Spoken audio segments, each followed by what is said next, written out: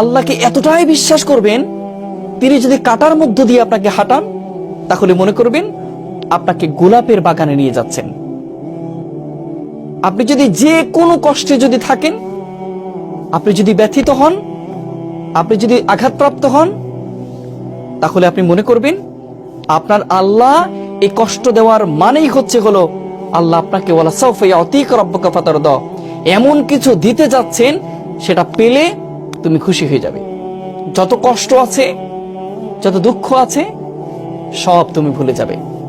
এমন জায়গা আল্লাহ নিতে চাচ্ছেন।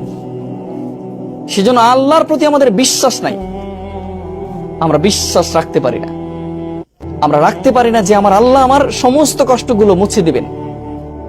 যে আল্লাহ সৃষ্টি করতে পেরেছেন, যে আল্লাহ শ্বাস প্রশ্বাস নিতে দিচ্ছেন, সে আল্লাহকে আমাদের কখনো কষ্টটা দূর করে দিতে পারবেন না? যে আল্লাহর জীবন, সে আল্লাহ জীবনের দুঃখগুলো দূর করে দিতে পারবেন না? তিনি কুম বলবেন, হও, ফায়াকুম, হয়ে যাবে ইনশাআল্লাহ। শুধু ভরসাটা রাখতে হবে আল্লাহর উপর। যেমন মুসা আলাইহিস সালাম পানিতে আঘাত করেছেন লাঠি দিয়ে, বিশ্বাস ছিল আল্লাহর উপরে। লাঠির কোনো এখানে ক্ষমতা ছিল না, শুধুমাত্র বিশ্বাসটাই ছিল বড়। আল্লাহ তাআলা তাকে 12টি রাস্তা তৈরি করে তাকে বাঁচিয়েছিলেন। তেমন করে আপনাকেও আল্লাহ বাঁচাবেন, শুধুমাত্র ধৈর্য ধরতে হবে।